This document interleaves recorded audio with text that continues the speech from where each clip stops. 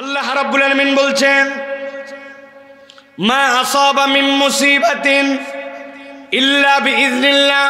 আল্লাহ বলছেন, দুনিয়ার মানুষ জেনে রাখো, এই দুনিয়াতে যত ধরনের মুসিবত আসে, যত ধরনের বালা আসে, দুনিয়ার বুকে তোমাদের উপরে যত ধরনের পরীক্ষা আসে, ইল্লা বিইজনিল্লাহ, মনে করো না এইটা আল্লাহর জ্ঞানের বাহিরে, বরং তোমার জন্য যে মুসিবতই আসুক না কেন, আল্লাহ বলছেন রব্বুল আলামিন এই বিষয়ে খবর রাখেন। এইটা বলার উদ্দেশ্য কি? এইটা বলার উদ্দেশ্য আল্লাহ বান্দাকে বুঝাতে চান, বান্দা তোমার যত বড় বিপদ হোক, যত বড় তোমার জন্য দুনিয়ার বুকে ঝামেলাও হোক না কেন, বান্দা মনে করো না তোমার রব, তোমার পালনকর্তা, তোমার মাবুদে বিষয়ে বেখবর। যেই মালিকের গোলামদের ব্যাপারে তার মালিক খবর রাখে, আল্লাহ বলছেন ওই মালিকের ব্যাপারে এইটুকু আস্থা রাখতে হবে যে গোলামের যত বড় বিপদই হোক না কেন, রব যেহেতু তার রুবুবিয়াতের দায়িত্ব নিয়েছেন, অতএব উদ্ধার করার দায়িত্বটাও সেই রব্বুল আলামিনের। ঠিক না? ভালো করে বোঝেন। অনেক সময় উদাহরণ দেই, আপনাদের এলাকায় অনেক সময় অনেক পুকুর ছেঁচা হয়, পুকুরের পানি মেশিন দিয়ে উঠায় ফেলা হয় মাছ ধরার জন্য, হয় কিনা? যেই না পুকুর থেকে যেই আপনি উঠায় ফেলেছেন সব পানিগুলা নিচের দিকে, তখন কাদা আর কাদা, ওই কাদাগুলা বড় বেশি জটিল কাদা হয়। একটু যদি রোদ পড়ে ওই কাদাটা অনেক সময় আঠার থেকেও বেশি আঠালো হয়ে যায়। বোঝার জন্য বলছি, খেয়াল করেন, ওই পুকুরটা বিশাল বড় পুকুর, ওই পুকুরের আশপাশে কিছু পানা ছিল, দল ছিল, একটা গরু দেখছে সেইখানে তার খাদ্য আছে, একটা দুইটা করে পানা খাইতে খাইতে লোভ সামলাতে না পেরে পুকুরের দিকে আগায় গেছে। যেই না পুকুরের মাছ বরাবর গেছে, কাদার মধ্যে চার পা ঢুকে গেছে, যেই না পা তুলতে যায়, যত তুলতে চায় তত ঢুকে যায়। ঠিক কিনা? এখন নিচে যখন ঢুকে গেছে, খানিকক্ষণ হাম্বা হাম্বা করে চিল্লায়া, এরপরে আর গরু চিল্লাই না, চুপ করে গেছে। কারণ কি? গরু মনে মনে জানে যে আমি এমন একজন মালিকের অধীনে থাকি, আমাকে খাওয়ার জন্য মাঠে ছেড়ে দিয়েছে, তবে সন্ধ্যাবেলা পর্যন্ত যদি আমার খবর না পায় আমাকে খোঁজার জন্য ঠিক ঠিক আসবে, আমাকে হয়তো দু চারটা ধোলাই লাগাবে, কিন্তু আমি আটকাই গেছি মানে আমি শেষ হয়ে যাই নাই, আমার উঠাই নিয়ে যাবে। ঠিক কিনা? ঠিক ঠিকই মালিক সন্ধ্যার দিকে এসে দেখছে গরু আটকায় আছে। ব্যাককল কোথাকার, এত দুনিয়ায় খাওয়ার জায়গা, তুমি খাওয়ার জায়গায় হুঁশ পাও নাই, আস্তে করে মাজার মধ্যে দড়ি লাগাইছে, গলার মধ্যে দড়ি লাগায় আশপাশের লোকজনকে দিয়ে বলছে ভাই একটু হেল্প করেন। টান দিছে, কষ্ট হয়েছে, গরুর গলার মধ্যে দাগ উঠে গেছে, কিন্তু মালিক থাকার কারণে ওই অবলা গরুটাকে উদ্ধার করে নিয়ে যাওয়া হয়েছে। ভালো করে বোঝেন। ঠিক একই রকম হয়তো কোনো কাদার এরকম পুকুর আছে, ওই পুকুরের পাশে এমন একটা গহীন জঙ্গল আছে, যেই জঙ্গলের মধ্যে বাঘ থাকে, রয়্যাল বেঙ্গল টাইগার। ওই রয়্যাল বেঙ্গল টাইগার চিন্তা করছে পুকুরের এপার থেকে ওপার বোধহয় পার হয়ে যাব, খেয়াল করে নাই ওই পুকুরের মধ্যে চলে আসছে। আসার পরে সেও মধ্যে মধ্যে আসার পরে পা চারটা ঢুকে গেছে, ঢুকে যাওয়ার পরে যত ওঠার চেষ্টা করছে তত ঢুকে আটকায় গেছে। বুঝে থাকলে বলেন তো সন্ধ্যাবেলা কারা কারা উদ্ধার করতে যাবে? বরং এলাকার লোক বলবে হায় রে, বাপ দাদার বংশে যদি গল্প করার মতো একটা আইটেম হয়তো আজকে পাওয়া গেছে। কি আইটেম? কয়েকটা বাঁশ নিয়ে আয়, অন্তত নাতির কাছে গল্প করতে পারবো, পিটায় বাঘ মারছিলাম। ঠিক কিনা? রয়্যাল বেঙ্গল টাইগার হওয়ার পরেও যদি তার মালিক না থাকে, ওই রকম একটা আঠাল পুকুরের মধ্যে গেলে আটকায় যায়।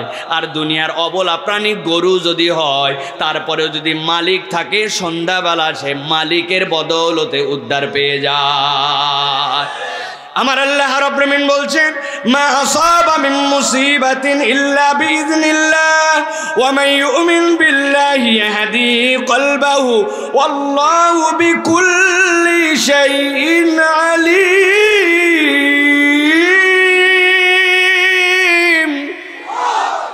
এই দুনিয়ার মানুষ ভালো করে বোঝো, আমি রব্বুল আলামিন বললাম তোমার যত বড়ই বিপদ আসুক না কেন, এই বিপদটা আল্লাহ রব্বুল আলামিনের নলেজের মধ্যে দিয়েছি, রবের জ্ঞানের বাইরে কিচ্ছু নাই। তবে আল্লাহ বলছেন রব্বুল আলামিন তোমার বিপদ থেকে উদ্ধার করায় দিতে চান। ওয়া মান ইউমিন বিল্লাহি ইয়াহদি কলবাহু, আল্লাহ বলছেন যে আল্লাহর প্রতি ভরসা করে আর আল্লাহর প্রতি পূর্ণ বিশ্বাস করে, আল্লাহ রব্বুল আলামিন তার অন্তরকে হেদায়েতের আলো দিয়ে দেন। সুবহানাল্লাহ। অন্তর হেদায়েত পাওয়া মানে কি? বিরাট ব্যাখ্যা সাপেক্ষ বিষয়। অন্তরের হেদায়েত বিরাট বড় বিষয়।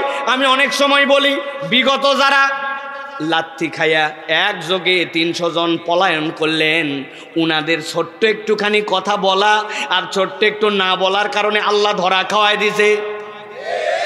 কি কথা বলা বলছিল কি সেটা আপনারা জানেন, আমি আর বলতে চাই না, কিন্তু বলে নাই কি, ওরা যদি ওই 5 তারিখের আগে কলে কৌশলে যদি সবাই মিলে ওই টিভির মধ্যেই হোক আর যেই জায়গায় হোক আসার পরে যদি বলতো যা করছি আল্লাহর ওয়াস্তে আমরা ভুল করছি, আমাদেরকে মাফ করে দেন, সবাই মিলে যদি মাফ চাইতো তাহলেও হয়তো বাঁচার উপায় থাকতো। কিন্তু মাফ চাই নাই, উল্টা আরো ফকট দালালি করছে। আল্লাহ এই জন্য একবারে রেড কার্ড দিয়ে বাইর করে দিছে, ঠিক না?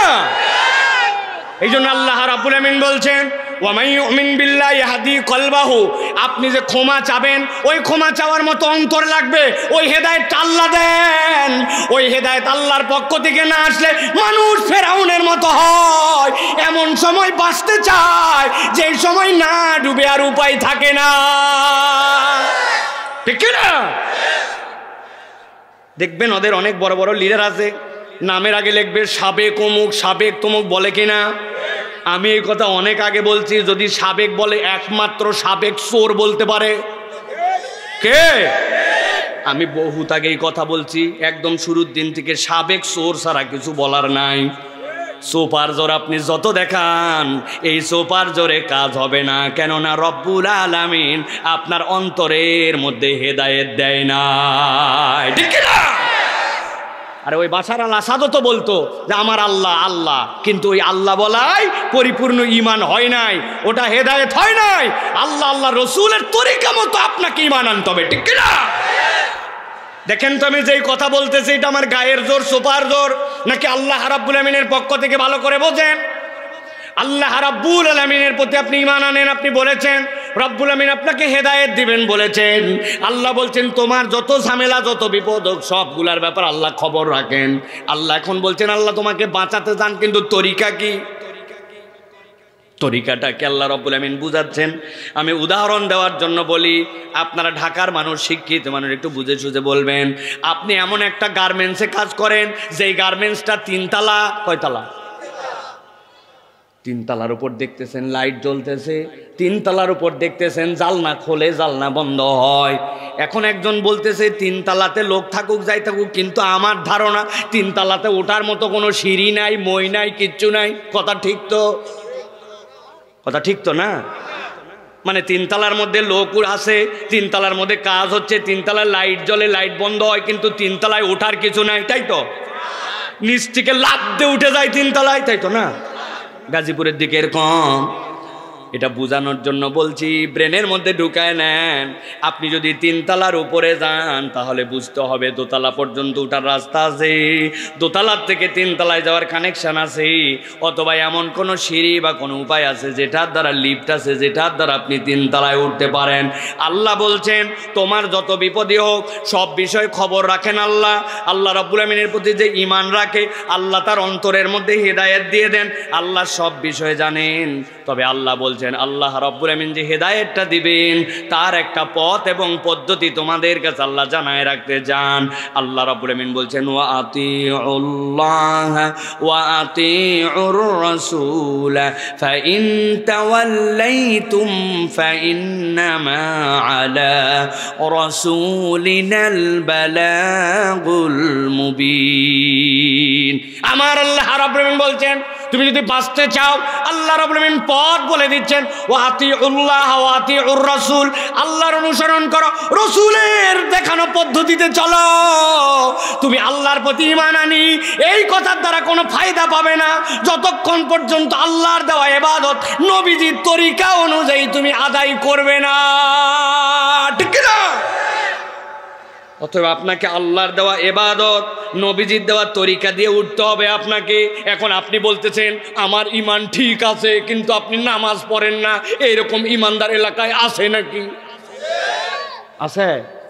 বুলেট ঈমান, বাবা আমার ঈমান ঠিক আছে, উনি নামাজ পড়ে না, আছে না? উনি বিড়ি ফুঁকায়, গাঁজা খায়, অন্যায় করে, মিথ্যা কথা বলে, আবার বলে আমার আল্লাহ এক, আমার রসুল এক। আপনার থেকে বড় টাউট আর 2 নম্বর, আল্লাহর দুনিয়ায় একটাও নেই। ভালো করে মুখস্থ রাখবেন। এই তরুণেরা, যুবকেরা, দাঁড়ায় দাঁড়ায় ওয়াজ শুনতেছে কষ্ট করে।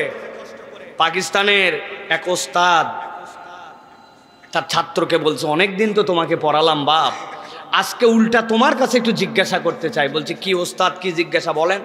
বলছে শোনো, বলো তো দুনিয়াতে নামাজ পড়ে না কারা? ও খানিকক্ষণ ভেবে বলছে, ওস্তাদ আমার ক্ষুদ্র জ্ঞানে যতটুকু বুঝছি তাতে মনে হয় 3 শ্রেণীর লোক দুনিয়াতে নামাজ পড়ে না। কয় শ্রেণী? যারা ঘুমায় গেছেন তারা শুধু কথা বলবেন না, যারা জাগে আছেন বলেন কয় শ্রেণী? 3 শ্রেণী। বলছে কারা কারা বলো? বলছে 1 নম্বরে দুনিয়াতে যারা পাগল অথবা অজ্ঞান, এরা নামাজ পড়ে না। অজ্ঞান লোক নামাজ পড়ে ভাই? পাগলে নামাজ পড়ে? পড়লেও কি সেটা জুত মতো নামাজ হয়? বলছে বাহ, দারুণ ব্যাপার, ঠিক বলছো। 2 নম্বর? বলছে 2 নম্বর হচ্ছে ওস্তাদ আমার যতটুকু ধারণা তাতে মৃত মানুষ নামাজ পড়ে না। মরা মানুষ নামাজ পড়ে? মরা মানুষের উল্টা নামাজ পড়া লাগে, ঠিক না ভাই? বলছে দারুণ তো, তাহলে অজ্ঞান অথবা পাগল, আর 2 নম্বর হচ্ছে মরা মানুষ নামাজ পড়ে না। 3 নম্বর? বলছে 3 নম্বর আমি যতটুকু দেখছি অমুসলমান নামাজ পড়ে না। তাহলে নামাজ পড়ে না কয় শ্রেণীর লোক? 1 নম্বর অজ্ঞান অথবা পাগল। বলেন বলেন, সবাইকে বলতে হয় দাঁড়ায়, অজ্ঞান অথবা। 2 নম্বরে মৃত বলেন, 3 নম্বরে অমুসলমান বলেন। এবার আপনাদের কাছে জিজ্ঞাসা করব, বলেন তো ভাই, আমরা যারা এখানে আছি সবাই, আমরা প্রথমে 1 নম্বরে আমরা কি অজ্ঞান অথবা পাগল? যারা বললেন না সমস্যা আছে নাকি ভাই? আমরা কি অজ্ঞান অথবা পাগল? 2 নম্বরে আমরা কি মৃত? কারা কারা মরে গেছেন হাত তোলেন? নাই, একজন। আমরা কি মৃত? 3 নম্বরে আমরা কি অমুসলমান? বাড়ির যাই এখন ভাইবেন যে সাইফুল্লাহ ভাই কিন্তু একটা কথা বলে গেছে, তার কথা না, আপনাদের মুখের কথা।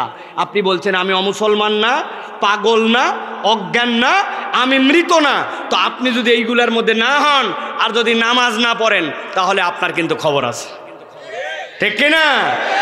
আপনি এশার নামাজ না পড়ে ওয়াজ শুনবেন, ফজরের নামাজ না পড়ে আবার শুয়ে থাকবেন আর মনে করবেন ওরে বাবা আমার থেকে বড় ইমানদার কে আছে? হে, সিরিয়ার বিজয়ের পরে স্ট্যাটাস দিছে লিল্লাহে তাকবীর, আল্লাহু আকবার, সকাল 10:30টার সময় ফজর না পড়ে আবার চেক করতেছে কতগুলো লাইক পড়লো রে, সিরিয়ার মতো বিজয় আমার লাইক পড়লো না, মুসলমান দেশে আর না, ভালো জিনিস ভাইরাল করলো না, বেনামাজি ভাইরাল করাচ্ছে উনি, আছে কি না?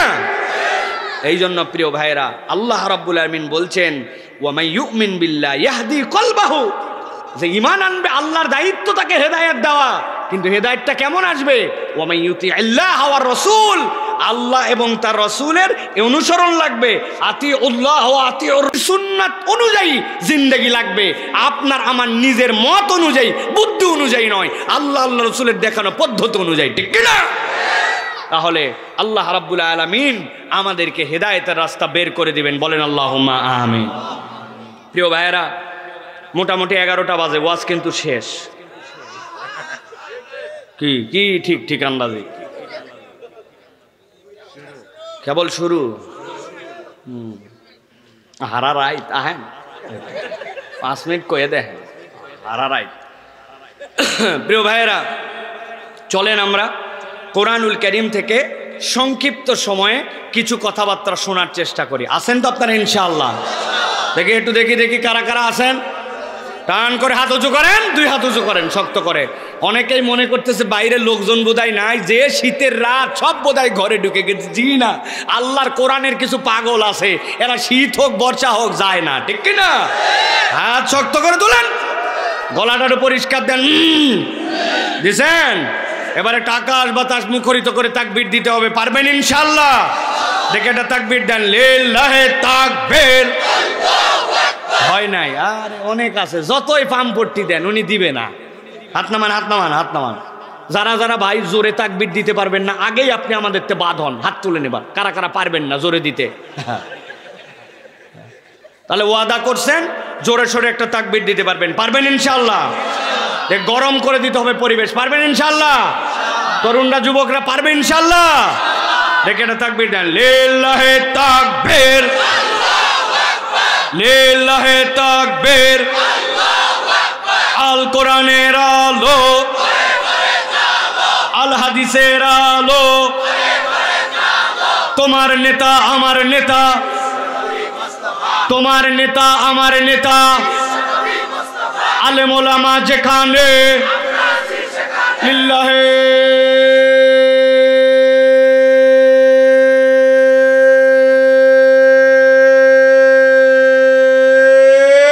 তাকবীর। আলহামদুলিল্লাহ, আলহামদুলিল্লাহ বলেন। আপনারা কি মনে করছেন সবাই জোরে বলছে? জীবনেও না। আপনি যত পাম দেন, একদল লোক আছে লিল্লাহি তাকবীর আল্লাহ, এই পার্টি আছে না ভাই? শয়তান ওদের হৃদয়ের মধ্যে মরিচা ফেলে দিছে। কি ফেলছে? কারণ শয়তান আল্লাহু আকবারের ধ্বনি পছন্দ করে না। বাংলাদেশ নাকি অনূর্ধ্ব-19 বিশ্বকাপে জিতছে, শুনছেন খবর? বিশ্বকাপে জেতা টেতা পরের বিষয়, কিন্তু গ্যালারির থেকে যাদের বিপক্ষে জিতছে ওই জায়গায় আল্লাহু আকবারের যে তাকবীরের স্লোগান হয়েছে, এটাতে ওদের পিছনে আগুন লেগে গেছে। ঠিক কি না? এটা আপনি বললেও ঠিক, না বললেও ঠিক। নবীজি বলছেন যখন কেউ আল্লাহু আকবার বলে, শয়তান তখন পিছন দিক দিয়ে হাওয়া মারতে মারতে বিদায় হয়। অথবা আল্লাহু আকবারের স্লোগান যারা পছন্দ করে না, ওরা ইমানদার হতে পারে না, ওরা শয়তানের চাচাতো খালাতো ভাই। ঠিক না? অতএব যেই দলের স্লোগানে আল্লাহু আকবার নাই, ওই দলের সাথে আমাদের কোনো সম্পর্ক নাই। হাত তোলেন, হাত তোলেন। আল্লাহু আকবার যার সাথে নাই, আমি তার সাথে নাই। রাজি তো? চায়ের বিনিময়ে বিক্রি করবেন না তো? বিড়ির বিনিময়ে 50 টাকা ক্ষমতার লোভ। আল্লাহু আকবার নাই যার সাথে, আমি নাই তার সাথে। রাজি তো? লিল্লাহি তাকবীর। আলহামদুলিল্লাহ। হাত নামান। যে কয়টা একটু যাওয়া যাওয়া ভাব করছিল, এগুলো আর যাবে না ইনশাআল্লাহ। ঠিক আছে না ইনশাআল্লাহ? ইনশাআল্লাহ। আমরা সংক্ষিপ্ত সময়ে নির্ধারিত একটা প্রসঙ্গে কিছু কথা বলবো। আর যাওয়ার সময় ওই যে সামনে আমাদের বই নিয়ে আসছি, আপনাদের বেশিরভাগ কথাবার্তার বাড়িতে যায় না। এই জন্য আমরা যেইগুলো বই লিখেছি, পকেটের পয়সা খরচ করে বহুত কষ্ট করে আসছে এই জায়গায়। সত্যায়ন পাবলিকেশনে আমার যেই 5টা বই সহ অনেক বই আছে, মিজান ভাই, আজারি ভাই সহ বিভিন্ন বই আছে। এই বইগুলো আপনারা একটা বই হলেও ইয়াংরা গাঁটের পয়সা খরচ করে, সর্বনিম্ন 100 থেকে 250 টাকার মধ্যে বই আছে, বই একটা করে নিয়ে যাওয়ার চেষ্টা করবেন ইনশাআল্লাহ। রাজি আছেন তো? একটা বই আছে, অদ্ভুত বই, ছোট বাচ্চা কাচ্চাদের জন্য। এই যে আমরা গল্প শুনাই না যে ভাই এই গল্পটা আমি করতেছি, একটা শিয়াল ছিল, ওই শিয়াল একদিন রাত্রিবেলা বের হলো, বের হওয়ার পরে শিয়ালটা একদম বানোয়াট বাজে ভুয়া গল্প। ঠিক না ভাই? এক দেশে এক রাজা ছিল, রাজার 2 ছেলে ছিল আর একটা মেয়ে ছিল। গল্প শুনছেন আপনারা ভাই? এর কোনো আগা নাই মাথা নাই, প্রত্যেক দিন মিথ্যা গল্প। কিন্তু আমি একটা বই সংকলন করছি, যে গল্প রাসূল সাল্লাল্লাহু আলাইহি ওয়াসাল্লাম শুনিয়েছেন, সাহাবীদেরকে উল্টা নবীজি শুনাইছেন। এই সাহাবী আসো, আমি তোমাকে একটা গল্প শুনাই। সুবহানাল্লাহ বলে। নবীজির এরকম 14টা গল্প, ছোট্ট একটা বই। বইটাও অদ্ভুত, বুক পকেটে রাখতে পারবেন। বাচ্চাদেরকে দিয়ে বলবেন এই গল্প পড়, মাকে বলবেন এই গল্প শুনাই শুনাই বাচ্চাকে ঘুমাও। নবী যেই গল্প সাহাবীকে শুনাইছে, ওই গল্প থেকে উৎকৃষ্ট গল্প হতে পারে? এটা আমি আমার বইয়ের বিজ্ঞাপন করি নাই। আপনি ভালো বই নিবেন ইনশাল্লাহ। তবে এরকম বই আছে প্রিয় ভাইরা। আরেকটা বই আছে, আমরা কথায় কথায় বলে আমি নবীজির উম্মত, এত সোজা না। নবীজি বলছেন এমন কতকগুলা কাজ আছে যেইটার দ্বারা আপনি উম্মতের তালিকাতেই নাই, আপনি জানেনই না যে আপনার নাম বাদ চলে গেছে, ডিসকোয়ালিফাই। যেরকম নবীজি একদিন গেছে মদিনার বাজারে, যাওয়ার পরে গমের বস্তার মধ্যে হাত দিয়েছেন, উপরে ঝরঝরা শুকনা, নিচে হাত দিয়ে নবীজি দেখেন ভিজা। নবীজি বলেন এই ধান্দাবাজ, উপরে এরকম নিচে এরকম ব্যাপার কি? নবীজি বলছেন মান গাশশানা ফালাইসা মিন্না, যে ধোকা দেয় সে আমার উম্মত নয়। এখন আমরা এই 2-1টা জানি, কিন্তু হাদিসের মধ্যে নবীজি 40টা জায়গায় আমার উম্মতের তালিকায় নাই এরকম বর্ণনা দিয়েছেন। আমি কৌশলে 6টা গল্প বানাইছি। ওই 6টা গল্পের শুরুতে ঢুকবেন, বাইর হওয়ার আর কোনো কায়দা নাই। গল্প পড়ে বের হবেন, আপনার মগজ ধোলাই দিয়ে বের করে দেওয়া হবে, 40টা বিষয় জেনে ফেলবেন। শেষেও তালিকা দেওয়া আছে সুন্দর করে, ছোট্ট একটা বই। আপনাদের জন্য নিয়ে আসা হয়েছে। এই বিজ্ঞাপনগুলো আমরা না করলে আপনারা জানবেন কেমনে? এই জন্য আমার ইয়াং এতগুলা মানুষ, তাদের জন্য বললাম বইগুলা আজকেও এখানে পাবেন, আগামীকালকেও মাল্টিফ্যাপসে পাবেন ইনশাআল্লাহ। আল্লাহ আমাদেরকে ভালো বই গ্রহণ করার তৌফিক দান করেন, কোরআনের তাফসীর পড়ার তৌফিক দান করেন, নবীজির জীবনী পড়ার তৌফিক দান করেন। প্রিয় ভাইয়েরা, তাহলে আজকে আমরা সংক্ষিপ্ত সময়ে একটা বিষয়ের উপরে কথা শুনব। খুব সংক্ষেপে আমি আপনাদের কাছে 8টা আয়াতে কারিমা থেকে 5টা বিষয় উপস্থাপন করব। সেটি হচ্ছে যে দুনিয়াতে চলাফেরার সময় আমরা মানুষকে মানুষ হিসেবে অনেক সময় প্রতিশ্রুতি দেই, বউ এবার খালি আমার বেতনটা হোক, তুমি যে ওই লাল রঙের শাড়িটা দেখছিলে, আল্লাহ মাসালে লাল রঙের শাড়িটা কিনবো। বেতন হওয়ার পরে স্বামীর আর মনে নাই, স্বামী আর বউয়ের জন্য লাল শাড়ি আনে না, হয় কি না ভাই? বাচ্চাকে ফোন করে বলছে আব্বারে ভালো করে পড়ালেখা কর, এবার একটা সাইকেল কিনে দিব। এরপরে দেখা যাচ্ছে পড়ালেখা ভালো করুক যাই করুক, বাপ সাইকেল কেনার কথা বলে গেছে, হয় কি না ভাই? বাচ্চাকে ফেরার সময় বলছে আব্বা দুষ্টামি করিস না, আসার সময় চিপস নিয়ে আসবো, বাপ চিপস চকলেট নিয়ে চলে আসছে। দুনিয়াতে মানুষ এরকম মানুষের জন্য প্রতিশ্রুতি ওয়াদা করে, করে কি না? কিন্তু আজব ওয়াদা আজকে আমরা একটা শুনবো, যেই ওয়াদা মানুষ মানুষের সাথে করে নাই। আল্লাহ রাব্বুল আলামিন বলছেন দুনিয়ার মানুষের জন্য আমি স্বয়ং আল্লাহ আমার গোলামের জন্য 5টা ওয়াদা করতেছি, যেই 5টা ওয়াদা ওই বান্দারা 5টা শর্ত যদি পূরণ করে আমি তার দুনিয়া আখিরাতের সব কিছু দিয়ে দিব। সুবহানাল্লাহ বল। ওয়াদা করতেছেন কে? জোরে বলতে হবে কে? ও ভাই যারা বসে আছে ইনারা বাদ, খালি দাঁড়ানো লোকজন বলেন ওয়াদা করতেছে কে? এবার বুঝে থাকতে বলেন যে ওয়াদা করতেছেন আল্লাহ, এই ওয়াদা কবুল করবে কে? আর এই ওয়াদাটা করতেছে কাদের জন্য? আমাদের জন্য। বলেন আমাদের জন্য। আমরা ইমানদার না? তো আল্লাহ তো আমাদের জন্য ওয়াদা করতেছেন। তাহলে এই 5টা ওয়াদা শুনবো এবং মানার নিয়ত করব এবং চলে যাব। রাজি আছি ইনশাআল্লাহ? তাহলে বিতাড়িত শয়তান থেকে আশ্রয় প্রার্থনা করে সমস্বরে একযোগে আমরা সকলেই পড়ি, আমার সাথে পড়েন আউযু বিল্লাহি মিনাশ শাইতানির রাজিম বিসমিল্লাহির রাহমানির রাহিম وعد الله المؤمنين والمؤمنات جنات تجري من تحتها الأنهار أنهار خالدين فيها ومساكن طيبة في جنات عدن ورضوان من الله أكبر ذلك هو الفوز العظيم আল্লাহ রাব্বুল আলামিন 1 নম্বর ওয়াদা করতেছেন দুনিয়ার মানুষ শোনো, আমি রব্বুল আমিন তোমাদের সাথে রব হিসেবে ওয়াদা করলাম, আমি রব্বুল আমিন তোমাদেরকে জান্নাত দিব। সুবহানাল্লাহ বলো। আল্লাহ বলছেন ওয়াদাল্লাহুল মুমিনিনা ওয়াল মুমিনাত, তোমাদের রব যত মুমিন পুরুষ আর মুমিন নারী তাদের সাথে ওয়াদা করতেছেন জান্নাতিন তাজরি মিন তাহতিহাল আনহার, এমন একটা জান্নাত দুনিয়ার বুকে যখন তুমি চলাফেরা করেছো, হয়তো মাটির উপর দিয়ে চলেছো, নয়তো অন্য কোনো উপায় অবলম্বন করে পানির উপর দিয়ে চলেছো, অথবা তুমি বায়বীয় পদ্ধতিতে আসমান দিয়ে ঘুরেছো, কিন্তু আল্লাহ বলছেন ইমানদার আমি তোর জন্য যে জান্নাত দিব তাজরি মিন তাহতিহাল আনহার, নহর 1 বচন, নাহারান 2 বচন, আর নাহার হচ্ছে জমায় তাকসির। আল্লাহ রাব্বুল আমিন কতগুলো নহর দিবেন স্থায়ীভাবে বলেন নাই, তবে নবীজি বলছেন কিয়ামতের ময়দানে ফায়সালার পরে বান্দা যখন জান্নাতে যাবে, এই শাহাদত আঙ্গুলি ইমানদারদের বড় পাওয়ারফুল হবে।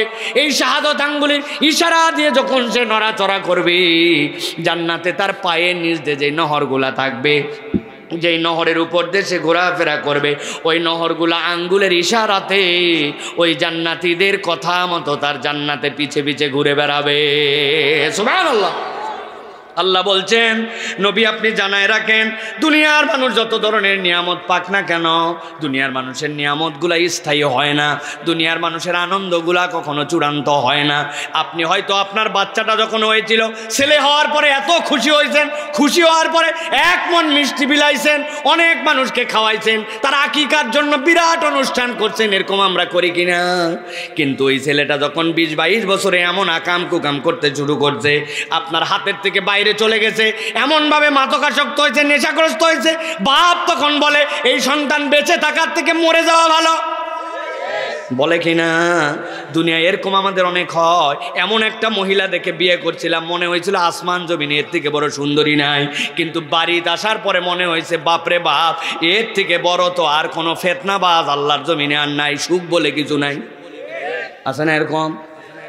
মহিলার কথা বললে যদিও খুশি হয়, অনেক মহিলার নসিব এরকম স্বামী জুটছে, দেখতে এত বড় দাড়িওয়ালা, বিরাট বড় হুজুর হুজুর বাপ, বাইরে লোকজনের সাথে ভালো আচরণ করে, কিন্তু বাড়ির ভিতর ঢুকলে বইয়ের গায়ে হাত তুলে, বইয়ের সাথে কটু কথা বলে, বাজে ব্যবহার করে। এরকম হুজুর মার্কার স্বামী আছে কিনা?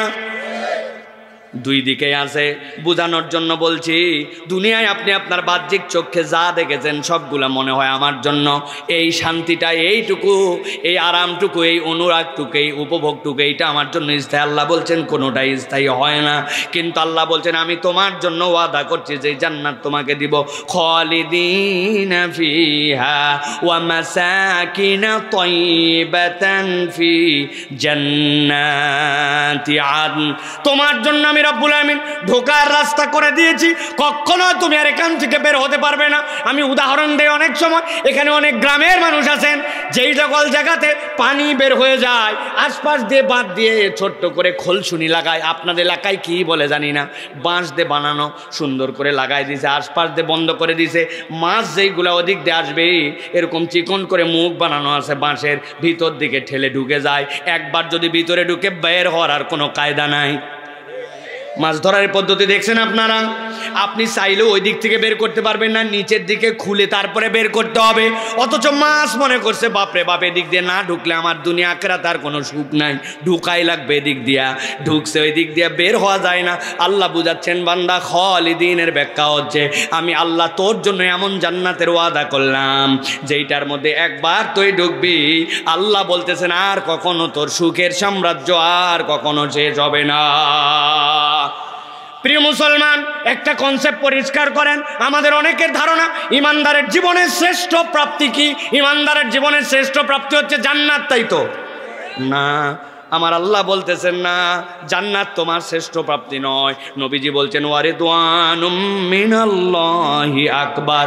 আমার আল্লাহ আমাকে জানিয়েছেন মানব জীবনের শ্রেষ্ঠ প্রাপ্তি হচ্ছে জান্নাতে যাওয়ার পরে আল্লাহ ইমানদারদেরকে বলবেন আমি তোমাদের প্রতি চিররাজি হয়ে গেছি। আল্লাহু আকবার। হাদিসের মধ্যে আসছে আল্লাহ রাব্বুল আমিন একদিন জান্নাতের মধ্যে আসবেন, আসার পরে বলবেন ইয়া আহলাল জান্নাহ, জান্নাতীরা লাফ দিয়ে উঠে বলবে লাব্বাইক ওয়া সাদাইক ওয়াল খায়রু বিয়াদাইক। ও আমাদের রব, ভালো মন্দ তো সব আপনার হাতে, আমরা হাজির আছি। রব্বুল আমিন জান্নাতীদেরকে জিজ্ঞাসা করবেন হাল রাদিতুম, তোমরা কি রাজি আছো নাকি? জান্নাতীরা সাথে সাথে উত্তর দিবে ওয়া মা লাকা লা নারদা ইয়া রাব্বানা ওয়া ক্বাদ আতাইতানা মা লাম তুতি আদান ক্বাবলানা। আমাদেরকে যে নিয়ামত দিয়েছে এরকম নিয়ামত কেউ পাইছে নাকি? আমরা খুশি না থাকলে কে খুশি থাকবে? আল্লাহ। আল্লাহ বলবেন হাল আজিদুকুম, আমি কি বাড়াই দিব নাকি? বান্দার মাথা কাজ করবে না, কেমনে আবার এর থেকে বাড়ানো যায়? আল্লাহ সাথে সাথে বান্দাদেরকে বলবেন উহিল্লু আলাইকুম রিদওয়ানি, ও আমার বান্দা আজকের থেকে আমি তোদের প্রতি চির সন্তুষ্ট হয়ে গেলাম, আর কোনোদিন তোদের প্রতি রাগ করব না। আমার নবী বলছেন এই কথা বলা মাত্র আল্লাহ তার যাবতীয় পর্দা সরায় দিবেন, জান্নাতীদের সাথে ওই বান্দাগুলার সাথে তার রবের সাথে সাথে দিদার হয়ে যাবে। আমার আল্লাহ রাব্বুল আমিন বলছেন ওয়ারিদওয়ানুম মিনাল্লাহি আকবার যালিকা ওয়াল ফাওজুল আযীম। আমার আল্লাহ বলছেন ওই জান্নাতে তোমার রব যদি একবার খুশি হয়ে যান, ওইটাই তোমার জন্য সবচেয়ে বড় প্রাপ্তি, বান্দার সবচেয়ে বড় প্রাপ্তি। আল্লাহ বলছেন যালিকা হুয়াল ফাউজুল আযীম, এটাই বান্দার জীবনের চূড়ান্ত সফলতা। আল্লাহ বলছেন আমি জান্নাত দিতে চাই, তবে তার জন্য কেবলমাত্র দুইটা কাজ তোমাকে করতে হবে। ওয়াল্লাযীনা আমানু ওয়া আমিলুস সলিহাতি সানুদখিলুহুম জান্নাতিন তাজরি মিন তাহতিহাল আনহার। আমার বান্দা ঈমান আনার পরে ফুটানি মারে গল্প করে বসে থেকো না, বরং ঈমান আনার পরে তোমার দায়িত্ব হচ্ছে নেক কাজ করা। আল্লাহ বলছেন জান্নাতের ওয়াদা আমি রব করলাম কার সাথে? যে ঈমান আনার পরে বসে থাকে না, ওই ব্যক্তি নেক কাজে লেগে যায়। নামাজের ওয়াক্ত হলে নামাজ পড়ে ফেলে, মুখ থাকে কিন্তু মিথ্যা কথা বলে না, সুযোগ থাকার পরেও গীবত গিল্লা করে না, নিজের কষ্ট করা উপার্জনের পয়সা থেকে খরচ করে, অপরের জন্য কল্যাণ চিন্তা করে, নিজে কখনো ওয়েস্টার্ন বিভিন্ন ধরনের ভাবভঙ্গি নিয়ে চলাফেরা করে না, বরং নিজেকে একজন মুসলমান হিসেবে পরিচয় দেয়। জিজ্ঞাসা করা হয় দাড়ি রাখো না কেন, বলে এখনো বয়স হয় নাই, চাকরির সমস্যা আছে, অমুক আছে তুমুক আছে, এগুলা কোনোটার মধ্যে সে অজুহাত দেয় না। আমার নবী কখনো দাড়ি কাটেন নাই, দাড়ি ছাঁটেন নাই। আমার নবী দাড়ি রাখতে বলেছেন, দাড়ি কাটতে নিষেধ করেছেন। পৃথিবীর যত পয়গম্বর যত সাহাবী সকলের দাড়ি ছিল, আর কোনো কথা নাই। ইন্নাল্লাযিনা আমানু ওয়া আমিলুস সলিহাত, আমি আল্লাহর দেখানো নির্দেশে আমার নবীর তরিকায় আমার জীবন যাপন করতে শুরু করে দিয়েছি। আল্লাহ বলছেন টেনশন করার দরকার নাই, দুনিয়ায় তোমার অবস্থান যেরকমই হোক না কেন, হয়তোবা তুমি গার্মেন্টসের একজন সাধারণ লাইনম্যান, হয়তোবা তুমি নাইট গার্ড, হয়তোবা তোমার কোনো চাকরি নাই, হয়তোবা তুমি চায়ের দোকানদার, তাতে কিচ্ছু যায় আসে না। ইমানের সাথে যদি আমলে সলে করো, দুনিয়ার ক্ষুদ্র জীবন শেষ, আল্লাহ বলছেন জান্নাত তোমার জন্য ওয়াদা করা। সুবহানাল্লাহ। এরকম ভেবেন না ওই যে কবে বিচার ফাইসালা তারপরে জান্নাত, নবী বলছেন না। এই কবরটা কারোর জন্য হবে কি, আল্লাহ রাব্বুল আলামিন কারোর জন্য এই কবরটাকে বানাবেন রাউদাতুম মিন রিয়াদিল জান্নাহ। কবরে যাওয়ার পরে হিসাবটা হতে দেরি, জান্নাতের দিকে দরজা খুলে যেতে দেরি হবে না। ওই কিয়ামতের ময়দান গঠন হওয়ার পরে যখন তাদেরকে বলা হবে ওঠো ওঠো, তারা বলবে আমাদের এই মিষ্টি ঘুমকে ভাঙালো। বলা হবে মিষ্টি ঘুম ভাঙাতে হবে ভাই, আজকের এই হিসাব যে হবে তোমাদেরকে বলা ছিল একটু কষ্ট করে ওঠো, এরপরে জান্নাতে যাওয়া লাগবে। জান্নাত অনেক দূরে, কিন্তু ইমানদার যদি ইমানের সাথে আমলে সলে করে, নেক গুণগুলা অর্জন করার চেষ্টা করে, খারাপ গুণগুলো আইডেন্টিফাই করে করে বাদ দিয়ে দেয়। মিথ্যা বলতাম, যা তওবা করলাম আর মিথ্যা বলবো না। আগে বাপ মায়ের সাথে বেয়াদবি করতাম, যা আজকের মাহফিল থেকে ওয়াদা করলাম, যত আব্বা আম্মা উল্টা পাল্টা কথা বলুক, বাপ মায়ের সাথে কখনো বেয়াদবি করব না। আমার বহুত প্যান্ট আছে যেগুলো টাকনুর নিচে, নবী যে এইটা নিষেধ করছেন, আজকের থেকে সিদ্ধান্ত নিলাম সকালবেলা কাটায় ফেলবো, টাকনুর উপরে উঠায় ফেললাম। স্ত্রী আমার পর্দা করতো না, এখন থেকে পর্দা করতে শুরু করব। অপরের সাথে একত্রিত হলেই সাথে সাথে গীবত গিল্লা করতাম, গীবত গিল্লা বাদ দিয়ে দিলাম। মুখটা প্রয়োজনে বন্ধ করে রাখবো। অনেক মোবাইলের মধ্যে ল্যাংটা ছবি দেখেছি, হারাম দেখেছি, আজকের থেকে সিদ্ধান্ত নিলাম এইটা আর করব না। আল্লাহ বলছেন বান্দা বুঝ, এটা এমন কঠিন কিছু না, এটাই তোর জন্য আমলে সলে। ঈমান আনার পরে যদি আমলে সলে তুই করিস, আমি আল্লাহ স্বয়ং ওয়াদা করলাম আমার বান্দাকে আমি জান্নাত দিয়ে দিব। সুবহানাল্লাহ। তাহলে এক নম্বর বিষয় হচ্ছে ঈমান আনার পরে আমাদের আমলে সলে করতে হবে। ঈমান আনার পরে যদি আমলে সলে করি, তাহলে আল্লাহ রাব্বুল আমিন আপনাকে আমাকে জান্নাত দিবেন। জান্নাত চাই তো ভাই, চাই তো ভাই, জান্নাত চাই না কে, সকলেই চাই আমরা, কিন্তু জাস্ট একটু আমাদের ভুল ভ্রান্তি আছে, এগুলো একটু শুধরায় নিলেই রব্বুল আলামিন আমাদের জন্য ওয়াদা করছেন জান্নাত দিবেন ইনশাআল্লাহ। তাহলে আল্লাহর ওয়াদা কয়টা বলবো বলছি? হয় নাই, কয়টা? একসাথে বলেন কয়টা? এক নম্বর হচ্ছে জান্নাত, এই প্রতিশ্রুতি আল্লাহ রাব্বুল আমিন দিয়েছেন। চলেন এবার দুই নম্বরটা দেখি কি আল্লাহ রাব্বুল আমিন বলছেন। তুমি জান্নাতের দিকে যেতে চাও, কিন্তু শয়তান তোমাকে গাফেল করে ফেলে। আমরা সব সময় আল্লাহর কাছে বলি ইহদিনাস সিরাতাল মুস্তাকিম, এই রব তুমি আমাকে হেদায়েত দাও, বলি কিনা? আল্লাহ বলছেন বান্দারে আমি তোর কাছে ওয়াদা করলাম, আমি রব্বুল আলামিন তোকে হেদায়েত দিব, আমি রব্বুল আলামিন তোকে অনুগ্রহের পথ দেখাই দিব, এটা আমি রব্বুল আলামিনের ওয়াদা। সুবহানাল্লাহ। তরুণ যুবক ভালো করে খেয়াল করো, তুমি নিয়ত করছো এখান থেকে তোমার গ্রামের বাড়ি যাবা, অথবা তুমি নিয়ত করছো এখান থেকে তুমি মতিঝিল যাবা। মোবাইল তুমি অন করছো, মোবাইল অন করার পরে তুমি ডাটা অন করছো, ডাটা অন করার পরে গুগলে গেছো, গুগলে যাওয়ার পরে লোকেশন সার্ভিস যেটা আছে লোকেশন সার্ভিসে গেছো। যেই না তুমি সিলেক্ট করছো, সিলেক্ট করলে কি দেখাবে যে তুমি প্রথমে কোথায় আসো, ঠিক কিনা ভাই? এরপরে তুমি সিলেক্ট করছো আমি যাব কোথায়, হোয়ার ইউর ডেস্টিনেশন, আপনি ডেস্টিনেশনে লিখছেন মতিঝিল, ডেস্টিনেশনে লিখছেন বগুড়া, ডেস্টিনেশনে লিখছেন নোয়াখালী।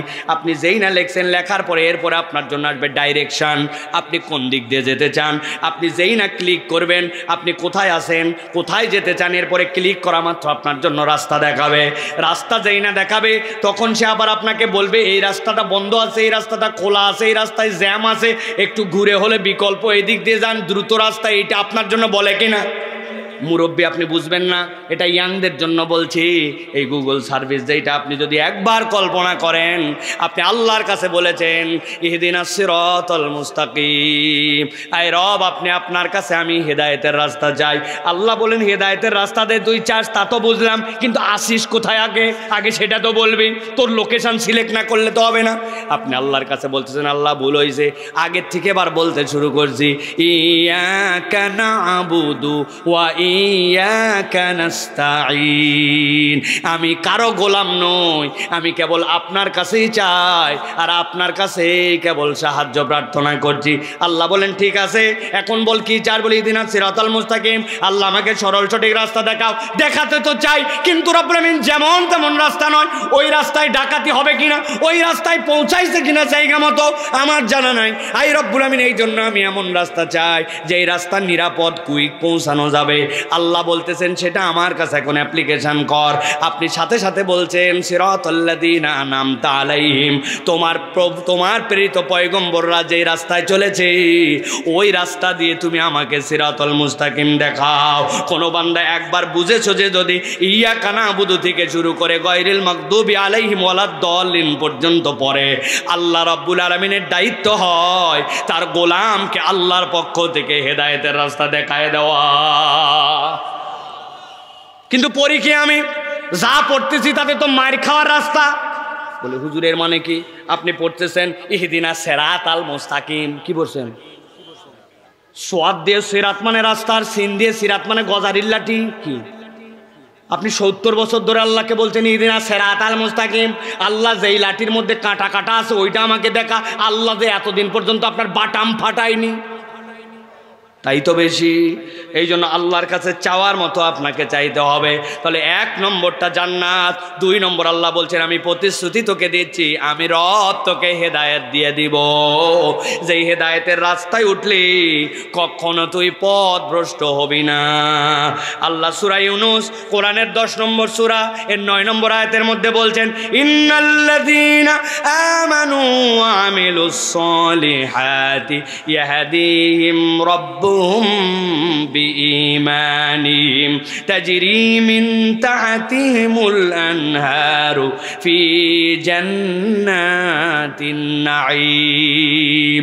আমার আল্লাহ বলছেন ও দুনিয়ার মানুষ, তোমাদের মধ্যে থেকে যারা ঈমান আনবে আর আল্লাহর দেখানো প্রতিশ্রুতি পথ অনুযায়ী নবীজির তরিকা অনুযায়ী আমলে সালেহ করবে, আমি রব দায়িত্ব নিলাম ইয়াহদিহিম রাব্বুহুম বিঈমানিহিম, তাদের এই ঈমানের কারণে আল্লাহ রাব্বুল আমিন স্বয়ং তাদেরকে হেদায়েতের উপরে রাখবে। সুবহানাল্লাহ। তাহলে শয়তানকে গাফেল, আমাদেরকে কখনো শয়তান গাফেল করতে পারবে? পারবে না। আল্লাহ বলছেন দায়িত্বটা কি, আগে কাজটা বুঝে নাও। 3 তলায় লাইট জ্বলে, আপনি বলছেন না না না কোনো সিঁড়ি নাই, লোক খালি লাফ দিয়ে ওঠে। জি না, লাফ দিয়ে ওঠে না, সিঁড়ি আছে। আল্লাহ বলছেন সিঁড়িটা হচ্ছে ঈমান আনো, আমলে সালেহ করো। এই দুইটার উপর অটল অবিচল থাকলে আল্লাহ রাব্বুল আলামিন তোমার হেদায়েতের রাস্তা দেখানোর দায়িত্ব আল্লাহর ওয়াদা। সুবহানাল্লাহ। আপনি এই কথার ভার বোঝেন নাই ভাই, আপনি কথার লোড বোঝেন নাই। আমাকে গাইড করবেন স্বয়ং আল্লাহ, তাহলে আমি জান্নাতে না যাই যাবো কোথায়? আল্লাহ বান্দাকে জাহান্নামে নেওয়ার জন্য সৃষ্টি করেন নাই। সুবহানাল্লাহ। অতএব আপনাকে ঈমান এবং আমলে সালেহের উপরে থাকতে হবে। আল্লাহ বলছেন আমি ওয়াদা করলাম তাজরি মিন তাহতিহিমুল আনহার ফি জান্নাতিন নাঈম, আমি রব্বুল আমিন তাদেরকে নাঈম নামক জান্নাতের মধ্যে ঢুকাই দেব। সুবহানাল্লাহ। এই জন্য নবীজি সাল্লাল্লাহু আলাইহি ওয়াসাল্লাম আল্লাহর কাছে সব সময় দোয়া করতেন আল্লাহুম্মা ইন্নী আসআলুকাল হুদা ওয়াত তুকা ওয়াল আফাফা ওয়াল গিনা। বলেন আল্লাহুম্মা ইন্নী আসআলুকাল হুদা ওয়াত তুকা ওয়াল আফাফা ওয়াল গিনা। আয় রব্বুল আলামিন, আপনার কাছে আমি হেদায়েত চাই, আপনার কাছে আমি খোদাভীতি চাই, আপনার কাছে আমি মার্জনা চাই। আর আল্লাহ আপনি আমার কাছে সব সময় এমন ভাবে যে আমি যেন আপনার হেদায়েতের উপর থাকতে পারি। আল্লাহুম্মা ইন্নী আসআলুকাল হুদা। মুসলিম শরীফের হাদিসের মধ্যে আসছে বান্দা যদি এইটা করে আল্লাহর কাছে দোয়া, তাহলে আল্লাহ রাব্বুল আমিন তাকে হেদায়েতের উপর রাখেন। সুবহানাল্লাহ। অতএব প্রিয় ভাইরা, আমাদের এই ইয়াহদিহিম রাব্বুহুম বিঈমানিহিম, ঈমানের কারণে আল্লাহ হেদায়েত দিবেন। তো এখন যেই ঈমানের কারণে আল্লাহ হেদায়েত দিবেন, ওই ঈমান আমার ঠিক আছে না নাই, এটা হিসাব করা লাগবে না ভাই। আমি মজা করে মাঝে মাঝে বলি, আমাদের মহিলারা মাঝে মাঝে বলে আল্লাহ তো আর কারো বাচ্চা কাচ্চা দেখে না, খালি আমারটাই দেখে, খালি যত রোগ আমারটা। নাউজুবিল্লাহ, আপনার বউ এই কথা বলে যায় দেখেন অনেকে। যেই দিন উনি নেড়ে দিছে, ধান শুকাতে দিছে, একটু আটা কুটাই আনছে, আটাটা ওই দিন শুকাতে দিছে, আল্লাহর কি কাম, ওই দিনই আকাশ একটু ঝিরিঝিরি করে বৃষ্টি, সাজ্জাদ আল্লাহরে গালি দেয়। আর লোকের তো যেদিন ধান শুকায় আল্লাহ দেখে না, খালি আমার ধান শুকানি আল্লাহ দেখে। আছে কি না? কত আবাল সাবাল চাকরি পেয়ে গেল, আরে এত পড়ালেখা করে আমার চাকরিটাই হলো না, আল্লাহ সব পাগল ছাগল দেখে, আমাক দেখে না। আছে কি না? ইয়াহদিহিম রব্বুহুম বিঈমানিহিম, আল্লাহ তাদেরকে হেদায়েত দিবেন কি দিয়ে? তাদের ঈমান দিয়ে। আপনার ঈমানই নাই, আপনি হেদায়েতটা পাবেন কোত্থেকে? ঠিক কি না ভাই? ভালো করে বুঝেন, এই চেহারা দিয়া, এই টুপি দিয়া, এইগুলা দিয়ে ঈমানের হিসাব হয় না। ঈমান ওরে ভিতরে জিনিস থাকলে, 10টা বেলুন, একটা বেলুন সাদা কালার, একটা লাল কালার, একটা হলুদ কালার, এগুলো আমরা পছন্দ করি, আর একটা সবুজ কালার, আর একটা কুচকুচা কালো, সবগুলাই বেলুন, সবগুলার মধ্যে নর্মাল অক্সিজেন, আর কালোটার মধ্যে দিছে হিলিয়াম। আপনি সবগুলা রেখে দিছেন, দিয়ে বলছেন কালোটা আমি পছন্দই করি না, দেখতেই পারি না, কালো রঙ একবার ভালোই লাগে না বলে টলে আপনি সব বেলুন রাখছেন, উড়ে যাবে কোনটা? কোনটা? তো ওটা কি রং দিয়ে উঠছে না ভিতরের জিনিস দিয়ে উঠছে? হ্যাঁ, ভিতরের জিনিস দিয়ে ওইটা উঠছে। অতএব ঈমানটা হচ্ছে আভ্যন্তরীণ বিষয় আপনার জন্য, ওইটা যেন গড়বড় না হয়, ওইটা যেন ফটর ফটর মুখ দিয়ে অন্যদিকে যায় অন্য কথা বলে যেন ঈমান বিক্রি করে দিয়েন না। অনেকেই বলে হ্যাঁ হ্যাঁ অমুকে, আপনারা বলেন ইসলামের বিরুদ্ধ শক্তি, তমুক শক্তি, আপনি কেমনে বুঝলেন? ভাই, সব কিছু এমনি এমনি বোঝা লাগে না, তাদের কাজ কর্ম আচরণ আকীদার দ্বারা বোঝা যায় যে কার ঈমান আছে কার ঈমান নাই। এটা আল্লাহ আল্লাহ রসুল দেখাই দিয়ে গেছেন, ঠিক না? বলছে ভাই শাহজালালের মাজারে কেন যাচ্ছ? আমার বাচ্চাটা অনেকদিন হলো অসুখ ভালো হয় না, চাকরি হয় না, এই জন্য একটু মান্নত দিতে যাচ্ছি। তো শাহজালালের মান্নত দিতে যাচ্ছেন মানে? বলে ওই জায়গায় বড় উনি আল্লাহর ওলি, দিলে আল্লাহ রাব্বুল আলামিন কবুল করতে পারে। তো আমিও তো বিশ্বাস করি উনি বড় আল্লাহর ওলি, তো আপনি যাচ্ছেন কেন? বলে বিশ্বাস করেন উনি আল্লাহর ওলি হলে হবে কি, উনার দেওয়ার কোনো ক্ষমতা নাই, আল্লাহ দেয়, কিন্তু শাহজালালকে দিলে উনি একটু খুশি হয়, উনি খুশি হলে আল্লাহকে বলে দেয় আল্লাহ দেয়, খালি একটু বাবার মাধ্যম দিয়ে। আছে কিনা? এদের ঈমান আর আবু জেহেলের ঈমানে কোনো পার্থক্য নেই। আবু জেহেল কি বলছিল? এই মাইয়ারযুকুকুম মিনাস সামাই ওয়াল আরদ আম্মান ইয়ামলিকুস সামআ ওয়াল আবসার। এই আবু জেহেল, চোখ দিছে কে? কান দিছে কে? তোমারে খাওয়াই কে? আপনারে জিগাইনি মিয়া, জিগাইছে আল্লাহ আবু জেহেল্লারে। ইসলামের 1 নম্বর শত্রুর আবু জেহেল লাভ দিয়ে উঠে বলছে সায়াকুলুন আল্লাহ। কি বলো? খাওয়াই আল্লাহ, পড়াই আল্লাহ, সব দিস আল্লাহ। তারে সব দিস আল্লাহ, তুই যে লাতুজ্জামানাতের কাছে যাস? বলছে ও ঠকানোর জন্য আসছো। আল্লাহ সূরা জুমারের ভিতরে বলছেন লিয়াতাকাররাবুনা ইলাল্লাহি যুলফা। আরে এমনি এমনি যাই না, যাই লাতের কাছে ব্যবসা করতে যাচ্ছি সিরিয়ায়, একটুখানি বলে গেলাম ও আল্লাহর উমুক পয়গম্বরের প্রতীকী, তো আর কিছু ক্ষমতা নাই, কিন্তু ওরে বলে গেলে ও খুশি হয়, ও খুশি হলে আল্লাহ খুশি হয়। আল্লাহ দেয় লাতের মাধ্যম দিয়ে, আল্লাহ দেয় মানাতের মাধ্যম দিয়ে। আল্লাহ বলছেন ওয়াহুম মুশরিকুন। যতই আল্লাহ খালিক মালিক বলো, তোমার ঈমান হয় নাই। এখন আপনি যতই দাড়ি টুপি রাখেন আর যতই আপনি বুজুর্গানের দিনের ভাব দেখান, আপনি যদি মনে করেন আল্লাহ ছাড়া ইবাদতের মধ্যে কোনো ওসিলা আছে, আপনি আল্লাহ ছাড়া কেউ আপনার ভালো মন্দ করতে পারে, উমুক পীর মাজারের কাছে গেলে আপনার তকদির খুলে যেতে পারে, আপনার ঈমান আর আবু জেহেলের ঈমানে কোনো পার্থক্য নাই, একসাথে হাসর নাসর হবে। অতএব ভালো করে বোঝেন, আল্লাহ বলতেছেন ইয়াহদিহিম রব্বুহুম বিঈমানিহিম, আল্লাহ তাদের ঈমানের কারণে হেদায়েত দিবেন। এখন আপনার ঈমানই ঠিক নাই, হেদায়েত করতে আসবে? কথা ঠিক কিনা?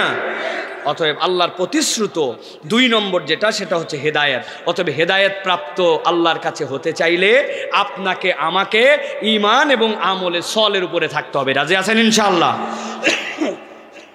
3 নম্বরে আল্লাহ রাব্বুল আমিন বলছেন, যারা দুনিয়ার বুকে আল্লাহ রাব্বুল আমিনের কথা মতো চলবে, আল্লাহ তৃতীয় একটা ওয়াদা করছেন, রব্বুল আমিন তাদের জন্য একটা আলো দিয়ে দিবেন। এমন আলো দিবেন যাতে করে আর বিদ্যুতের বাল্ব লাগে না, ওনার আর কোনো রকম কারেন্টের খরচ লাগে না, খরচ ছাড়া যাতে চলতে পারে, তাই নাকি? ভালো করে বুঝেন, এই আলো সে আলো নয়। রব্বুল আমিন বলছেন ইয়া আইয়ুহাল্লাযীনা আমানুত্তাকুল্লাহা ওয়া আমিনু বিরাসূলিহি ইউতিকুম কিফলাইনি মির রাহমাতিহি ওয়া ইয়াজআল লাকুম নূরা নামতামশুনা বিহি ওয়া ইয়াগফির লাকুম ওয়াল্লাহু গফুরুর রহিম। আল্লাহু আকবার। আল্লাহ বলছেন ও দুনিয়ার মানুষ, তুমি যদি আল্লাহ রব্বুল আমিনকে ভয় করো, তাকওয়ার পথ অবলম্বন করো, আল্লাহ বলছেন আর 2 নম্বর ওয়া আমিনু বিরাসূলিহি, আমার নবী যেইগুলো এনেছেন তার প্রতি যদি ঈমান আনো, তাহলে তাকওয়ার পথ অবলম্বন মানে কি? ভালো করে মুখস্থ করে নেন, তাকওয়ার পথ হচ্ছে আল্লাহ যা নিষেধ করেছেন আপনি সেইটা করেন না, আল্লাহ যা মানা করে দিয়েছেন আপনি সেই মানাগুলো আপনার জীবনে আর নেন না, আল্লাহর নিষেধের আশপাশে আপনি যান না। আল্লাহ বলছেন তোমাদের মধ্যে থেকে যেই ব্যক্তিরা দুনিয়ার বুকে রব্বুল আলামিনের নিষেধাজ্ঞাকে অতিক্রম করবে না, হুদুদুল্লাহ আল্লাহর বাউন্ডারি ওয়াল আছে ওইটাকে পার করে যায় না, আর নবীকে অনুসরণ করে, আল্লাহ রব্বুল আমিন বলছেন আল্লাহ রব্বুল আমিনের রহমত থেকে রব্বুল আমিন তাদের জন্য ব্যবস্থা করবেন ওয়া ইয়াজআল লাকুম নূরা, আর আল্লাহ বলছেন আমি তাদের জন্য একটা আলো দান করে দিব তামশুনা বিহি, কিয়ামতের দিনে যখন কোনো আলো থাকবে না তুমি ওই আলো নিয়ে তুমি তোমার জান্নাতের দিকে দৌড় দিবা। সুবহানাল্লাহ। আল্লাহ বলছেন এইটুকুই নয়, আমার বান্দার তো অনেক গুনাহ থাকতে পারে, আমার বান্দার অনেক ভুল থাকতে পারে। একজন লোক তওবা করছে 50 বছর বয়সে, 50 বছর একদিন বয়সে মারা গেছে, এখন 50 বছর পর্যন্ত তার ভুল, কি বিপজ্জনক কথা। তার তো আমলনামার মধ্যে সওয়াব নাই, তার আমলনামার মধ্যে তো জান্নাতে যাওয়ার মতো ওই ক্রাইটেরিয়া নাই। আল্লাহ বলছেন ও বান্দা শোন শোন, আমি আল্লাহ তোদের জন্য বললাম ওয়া ইয়াগফির লাকুম ওয়াল্লাহু গফুরুর রহিম। দুনিয়ার কোনো একটা বান্দা যদি একবার আল্লাহকে ভয় করে চলতে শুরু করে আর আমার নবীর অনুসরণ করে, আমি আল্লাহ ওই বান্দাকে এমন পছন্দ করি, আলো তো দেই দে, সাথে সাথে জান্নাতে যাওয়ার মতো তার জন্য ক্রেডিট ব্যালেন্সটাও করে দেয়। আপনার হাতের মধ্যে একটা কার্ড আছে, দোকানের মধ্যে গেছেন, যাওয়ার পরে আপনার নিজের ক্যাশ নাই, কিন্তু আপনি এখন কার্ড পাঞ্চ করে কিনতে পারবেন যেই জিনিস আপনি ওইখানে কেনার জন্য গেছেন, ওই জিনিসের জন্য যেই না পাঞ্চ করেছেন, আপনি বলতেছেন আল্লাহর নামে পাঞ্চ করলাম, যা হয় হবে, কাজ হবে। আপনার কার্ডের মধ্যে 3000 টাকার ব্যালেন্স, আপনি ভিতরে ঢুকছেন, ঢোকার পরে পাসওয়ার্ড চাপে দিয়ে নিয়ত করছেন আল্লাহ তুমি দয়া করো, যদি টাকা 10,000 বার হয় তাহলে 2000 মসজিদ, 2000 মাদ্রাসা, আছে কত ব্যালেন্স? 3000। ভিতরে কার্ড ঢুকাই দিয়েছেন, ঢুকাই দেওয়ার পর চাপ দেওয়ার পরে সাথে সাথে লেখা উঠছে আপনি আপনার যে অ্যামাউন্ট দিয়েছেন অ্যামাউন্ট ভুল, প্লিজ আপনি সঠিক অ্যামাউন্ট চাপুন, আপনার ব্যালেন্স নাই। ঠাস করে টাট বের হয়ে আসছে। আবার আপনি চিন্তা করছেন আগের বার দিছি কম, এবার আল্লাহর জন্য বড় নিয়ত করলাম ডাইরেক্ট 20,000, যদি বাড়ায় মসজিদে 10,000 দিছেন আপনি কার্ড, যেই না কার্ড দিয়ে আপনি চাপ দিবেন, আগের বার আপনাকে ব্যালেন্স ভুল করে বের করছে, কিন্তু পরের বার দেখবেন আর আপনার কার্ড বের হবে না, মেশিনের মধ্যে লেখা উঠছে ব্যাংকে যায় যোগাযোগ করেন, আপনার কার্ডটি মেশিন আপাতত গিলে খেলো টোঁট টোঁট। কথা ঠিক কিনা? আমার আল্লাহ রাব্বুল আমিন বলছেন ও বান্দা তোর তো জান্নাতে যাওয়া লাগবে, আমি রব্বুল আমিন তোর জন্য নিয়ামত দিতে চাই, তোর জন্য প্রতিশ্রুতি করলাম, আমি রব তোকে আলো দিব, মানে কি আমি রব তোর জন্য সওয়াব দিব, তোর আমলনামার অ্যাকাউন্ট দিয়ে দিব। বান্দা তোর জন্য আমি ওয়াদা করলাম আমি রব তোকে ক্ষমা করে দিব। আল্লাহর ক্ষমা মালাই বান্দার অ্যাকাউন্টের মধ্যে সাথে সাথে সওয়াব যুক্ত হয়ে যাওয়া, কেননা আল্লাহ অন্য আয়াতে বলেছেন বান্দার আমলনামার যত গুনাহ রব্বুল আলামিন ওইগুলাকে সওয়াব দ্বারা পরিবর্তন করে দিবে। সুবহানাল্লাহ। তাহলে রব্বুল আমিনের 3 নম্বর ওয়াদা আলো। আলো প্রাপ্ত করতে হলে আমাদেরকে কি কাজ করা লাগবে? আল্লাহকে ভয় করে চলতে হবে। কাকে? সিসি ক্যামেরা ভয় করা লাগবে না?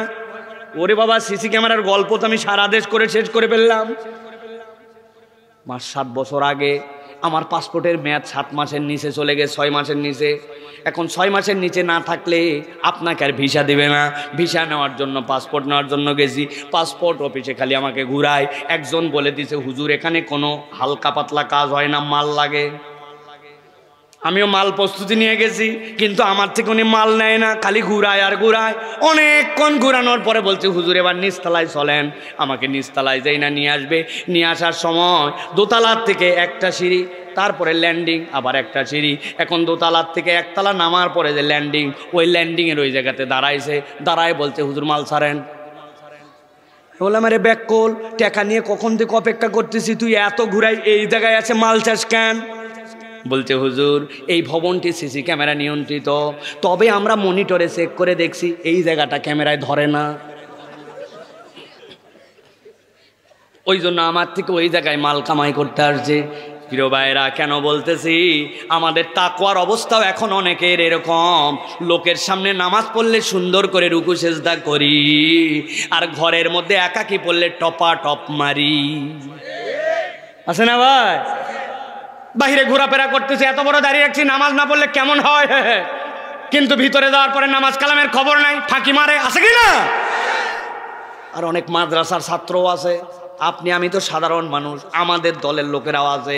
অতএব ভালো করে মনে রাখতে হবে, আল্লাহ বলছেন ইয়া আইয়ুহাল্লাযীনা আমানু ইত্তাকুল্লাহ, ভয় কাউকে করো না, কিরামান কাতিবিনা ইয়ালামুনা মা তাফআলুন, এমন একজন সেট করা আছে যার ব্যাটারি ফুরায় না, কারেন্ট থাকুক আর না থাকুক, শীত বর্ষা গরম বসন্ত কোনো সময় আপনার কাছ থেকে যায় না, সবগুলা হিসাব আপনার জন্য রাখা হয়।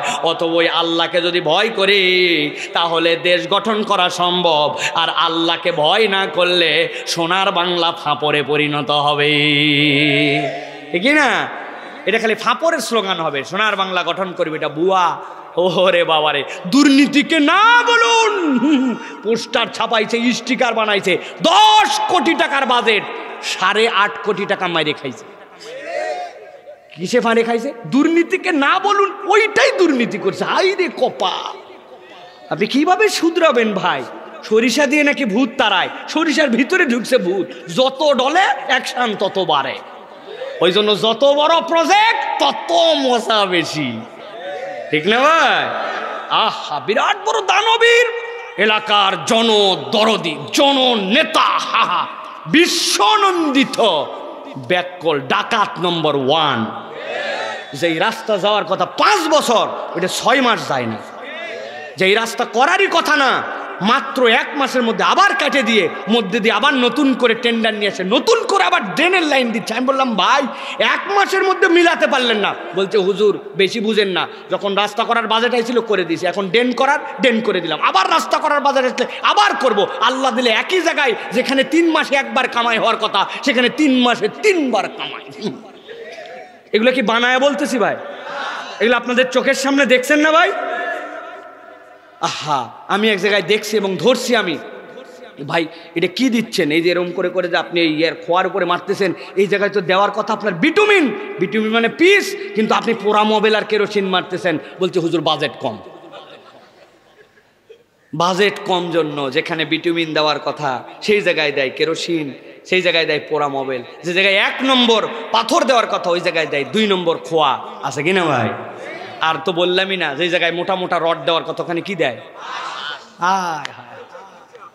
কাবারি, কাবারি, কঞ্চি। এমন ভাবে দেশটাকে ধ্বংস করার জন্য সেই সুযোগ এই পর্যন্ত চলছে। আমরা আল্লাহর কাছে দোয়া করি, যে ভাব চক্কর দেখতেছি তাতে সামনেও যারা আসবে এরা তো মনে হয় বেশি খাওয়ার জন্য রেডি হয়ে আছে। আল্লাহ যেন এই খাই খাই পার্টি থেকে আমাদেরকে হেফাজত করে। আল্লাহ যেন প্রত্যেকের ভিতরে দেশ প্রেমের এইটা ঢুকায় দেয়। আর এটা কেমনে ঢুকবে? আল্লাহকে ভয় না করলে উপরের কোনো নসিহতে কাম হবার লয়। ঠিক কিনা? অতএব প্রিয় ভাইয়েরা, আমাদের জন্য 3 নম্বর, আল্লাহর কাছ থেকে আমরা হেদায়েতের পরে ওই হেদায়েতের রাস্তাটা যেন চলতে পারি। রাস্তা বানাইছে, আলো নাই। আল্লাহ বলছেন জান্নাতে দিব, হেদায়েত দিব, আলো দিব তোমাদের জন্য। 4 নম্বরে আল্লাহ রাব্বুল আমিন বলছেন, আমি আমার বান্দার জন্য ওয়াদা করলাম, আমার বান্দা হেদায়েত পাইলো, জান্নাত তো পাবে, আমার বান্দার জন্য আলো দিলাম। কিন্তু আমার বান্দার জিন্দগি যাপনের জন্য আমার পক্ষ থেকে অনুগ্রহ লাগবে, আমার পক্ষ থেকে ফদল লাগবে, আমার পক্ষ থেকে দয়া লাগবে। আল্লাহর দয়া যদি আমাদের উপরে না আসে, তাইলে দুনিয়ার বুকে আমরা 1 মুহূর্তও চলতে পারতাম না। ঠিক না? না বুঝে বলছেন ঠিক, এবার একটু বুঝাই দেই সংক্ষেপে, 1 মিনিট বলি, ভালো করে বোঝেন। আপনাকে ডাক্তার পরামর্শ দিছে, ভাই যদি আপনার শরীর ঠিক রাখতে চান তাহলে 1 মিনিটে আপনি কখনো 30 বারের বেশি শ্বাস নেবেন না, কমও নেবেন না। কয়বার নেওয়া লাগবে? আর যদি আপনার চোখ ঠিক রাখতে চান প্রত্যেক মিনিটে, তাহলে 19 বার করে চোখের পলক ফেলা লাগবে। কয়বার? এখন ডাক্তার যদি এইটা একবার বলে দেয় যে আপনি যদি 19 বারের জায়গায় 18 ফেলেন আর 21 ফেলেন বা 20 ফেলেন, আপনার চোখ কিন্তু নাই। বাংলাদেশের খেলা হচ্ছে, 1 বলে 6 রান দরকার, তাকায় আছে, ভুলে গেছে যে ডাক্তার বলছিল 1 মিনিটে 18 বার ফেলা লাগবে। এই 30 সেকেন্ড কোনো চৌকি ফেলে নাই, ওই ছক্কাও হয়ে গেছে, ওর চোখ ও ফক্কা, ঠিক কিনা? তার মানে কি আমরা গুনে গুনে এইগুলা হিসাব করে করে ফেলি নাকি বেহিসাব ফেলি? আপনি আমি কি গুনে গুনে গুনে গুনে নিঃশ্বাস নাই নাকি অগণিত আল্লাহ রাব্বুল আমিনের ইচ্ছা অনুযায়ী পরিকল্পনা যায়নি?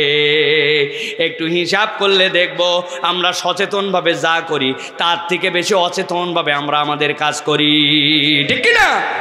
এই ভিডিও ক্যামেরা যদি অ্যানালাইসিস করে, আব্দুল্লাহ সাইফুল্লাহ এখানে ওয়াজ করছিল, ওয়াজ করার মধ্যে 1 ঘন্টা কয়বার হাত এরকম করছে, বাড়ির থেকে প্ল্যান করে আসছি আমি। অথবা ডাক্তার যদি বলে যে হুজুর বুঝেন কিন্তু 26 বারের বেশি এরকম করলে এটা কিন্তু ব্রেক ফেল করবে, তাহলে আমি ওয়াজ করার থেকে বেশি চিন্তা করতাম কয়বার হুঙ্কার মারলাম, এই তো 3 শেষ 4 শেষ। আমি ওয়াজ করার বদলে এইদিকে টেনশন নিয়ে অস্থির হয়ে যেতাম। আপনি আল্লাহর ফজল বুঝেন নাই, ফজল বুঝেন নাই। আল্লাহ রাব্বুল আমিন নিজ কুদরতে নিজ ফজলে বান্দার জীবনের অধিকাংশ কাজ ঘটায়া দেন, সুবহানাল্লাহ। আমি তো মাঝে মাঝে অবাক হয়ে বলি, আপনি আমি খাদ্যের মধ্যে যে বিষ খাই, এই বিষ খাওয়ার পরে আপনার আমার ইঞ্জিন যে কেমনে টিকে আছে তাই তো অকল্পনীয়, ঠিক কিনা? আরে যেইগুলা বিষ, যেইগুলা অসুস্থ জিনিস আমরা খাই, কেমনে আমাদের কিডনি টিকে আছে? আল্লাহর দয়া না থাকলে আমাদের এর দ্বারা সম্ভব ছিল না, ঠিক কিনা? আল্লাহ রাব্বুল আমিন বলছেন, বান্দা আমি ওয়াদা করতেছি যত ফদল লাগে আমি রাব্বুল আমিন তোর জন্য দিয়ে দিব। আল্লাহ বলতেছেন, ফাআম্মাল্লাযীনা আমানু বিল্লাহি ওয়া আতাসামু বিহি ফাসায়ুদখিলুহুম ফি রাহমাতিম মিন ওয়া ফাদলিন ওয়া ইয়াহদিহিম ইলাইহি সিরাতাম মুস্তাকিমা। আল্লাহ রাব্বুল আমিন সূরা নিসা 175 নম্বর আয়াতের মধ্যে বলছেন, তোমাদের মধ্যে থেকে যারা ঈমান আনবে আর একবারও ঈমান আনার পরে তারপর অটল অবিচল থাকবে, একটু বিপদে পড়ে গেছে, একটুখানি এলোমেলো হয়ে গেছে, একটুখানি শরীরটা খারাপ যাচ্ছে, আমল আখলাক বাদ দিয়ে দিছে, ইসলাম থেকে দূরে সরে গেছে, সামান্য একটু চাকরির লোভ দেখায়, বলছে অমুক জায়গার ম্যানেজারের পদ পাবি কিন্তু দাড়ি চাঁচা লাগবে, উনি সাথে সাথে দাড়ি চাইছে, সপ্পান জপ্পা, দুনিয়ার জন্য পাগল হয়ে গেছে, আছে কিনা? একটু কাজ বেঁধে গেছে, সাথে সাথে উনি কাজের অজুহাত দিয়ে নামাজ বাদ দিয়ে দিয়েছে। আল্লাহ বলছেন না, ঈমান আনার পরে যারা এরপরে অটল অবিচল থাকবে, আল্লাহ বলছেন আমি তাদেরকে আমার রহমতের মধ্যে ঢুকাই নিব। ফাসায়ুদখিলুহুম ফি রাহমাতিম মিন ওয়া ফাদলিম। আল্লাহ বলছেন আল্লাহর ফদল আর আল্লাহর রহমত আল্লাহ তাদেরকে তুলে নেবেন যারা আল্লাহর প্রতি ঈমান আনার পরে ওই ঈমানের প্রতি অটল অবিচল থাকবে। পরীক্ষা আসবে অনেক ধরনের, নানান ধরনের পরিবেশ পরিস্থিতি হবে, কিন্তু কখনো ঈমানের পথ থেকে দূরে যাবে না। আমার মা বোনেরা অনেকে ঘর থেকে দূর থেকে ওয়াজ শুনতেছেন, অনেক মা বোন আছে পর্দা করে, কিন্তু যেই না বিয়ে শাদির পার্টিতে যায়, ঈদের দিন অনুষ্ঠানে যায়, অথবা এলাকাছের অন্য জায়গায় যায়, পিকনিক করতে যায়, তখন পর্দা পশিদার সব ভুলে যায়, আছে কিনা? তাহলে আপনার ঈমান কোথায় গেল? আপনি তো আল্লাহ রাব্বুল আমিনের উপরে ইস্তেকামত থাকতে পারলেন না। আপনি যখন স্বাভাবিকভাবে আছেন, চোখের মধ্যে চশমা নাই, তখন মহিলার দিকে তাকায় না, কিন্তু যেই না সানগ্লাস দিয়েছে তখন ব্যাকা করে একটু দেখে নিল, চিন্তা করছে আল্লাহ দেখলো না। আল্লাহ রাব্বুল আমিন এই জন্য বলছেন, আল্লাহর বিধানের উপরে তুমি যদি ইস্তেকামতের উপরে থাকো, কারো দেখার দরকার নাই। আল্লাহ বলছেন রব্বুল আমিন তোমাকে তার রহমতের কোলে তুলে নেবেন আর তোমার জন্য আল্লাহর ফদল দিয়ে দিবেন। আর আল্লাহ বলছেন তোমাকে সিরাতুল মুস্তাকিমের পথ দেখানোর দায়িত্ব আল্লাহ। সুবহানাল্লাহ, আল্লাহ নিজে দায়িত্ব নিচ্ছেন, রব তোমাকে সিরাতুল মুস্তাকিম দিয়ে দিবেন। এক আয়াতে আল্লাহ 3টা নিয়ামত দিবেন, বলছেন রহমত, ফদল, হেদায়েত। আল্লাহু আকবার। ঈমানের পথে যদি অটল অবিচল থাকে, এই জন্য বলা হয় ঈমানের পথে অটল অবিচল থাকা অত সহজ নয়। আবেগ সে তো হঠাৎ আগুন, একটু তাপে জ্বলবে দ্বিগুণ, সেই আবেগের মায়ায় পড়ে হয়তো জীবন দেওয়া যেতেও পারে, কিন্তু শপথ নিয়ে খোদার পথে জীবন রাঙানো নয় তো সহজ, তুমি মানো কি? মিছিলে গেছেন, স্লোগান ধরছেন, স্লোগানে আল্লাহু আকবার বলে দেওয়া সহজ, কিন্তু ওই আল্লাহু আকবারের পথ এবং পাথেও নিজের জীবনে বাস্তবায়ন করে তার উপর অটল অবিচল থাকা অত সহজ নয়, ঠিক কিনা? এই জন্য প্রিয় ভাইয়েরা, আল্লাহর প্রতি ইস্তেকামত থাকতে হবে। তরুণ যুবক, শপথ নাও, তোমার আমার বয়সে মুজাহিদরা ইসলামকে বিজয়ী করে দিয়েছেন। তালহার ইতিহাস পড়ো, হযরতে তালহা রাদিয়াল্লাহু তাআলা ছোট্ট একটু কিশোর, ইসলামের জন্য হোয়াট ডেডিকেশন তার জন্য ছিল। যে সময় সাহাবীরা বলছিলেন, তালহা তুমি পড়ো না, তুমি কোরআন তেলাওয়াত জোরে করো না, লোকে মারবে, কারণ তুমি একটা গোলাম। হযরতে তালহা বলছেন, ভয় পাওয়ার কোনো কারণ নাই, আল্লাহ আমার কণ্ঠের পাওয়ার দিছে, জীবন তো আল্লাহর জন্য দিতে চাই। তালহা তেলাওয়াত করতে শুরু করছেন। পৃথিবীর ইতিহাসে প্রথম কিশোর মক্কা স্পষ্ট উচ্চারণে তেলাওয়াত করেছেন। তাকে মারতে মারতে মারতে শোয়ায় ফেলছে, এমনভাবে মারছে যে চিত হয়ে পড়ে মক্কার কাফেররা ভয় পাইছে মরেই যায় কিনা। তখনও তিনি তেলাওয়াত বন্ধ করেন নাই। উনার যোগ্য উত্তরসূরি আমার তরুণ কিশোরেরা, ঠিক কিনা? তুমি কোন দিকে যাও? কার পক্ষে স্লোগান ধরো? কোন লিডারের পিছনে তুমি ছোট? কাকে তুমি স্মার্টনেসের আদর্শ মনে করো? ওই আউল ফাউল চুল কাটা আর পায়ের জিন্স আর গায়ের জুতা মুজা, ওইটাকে মনে করছো আধুনিকতা? ন, যে ইসলামকে যত বেশি ফলো করে সে পৃথিবীতে তত বেশি স্মার্ট। পুরা পৃথিবী তাকে না বলুক, কিন্তু আল্লাহর কাছে সে স্মার্ট।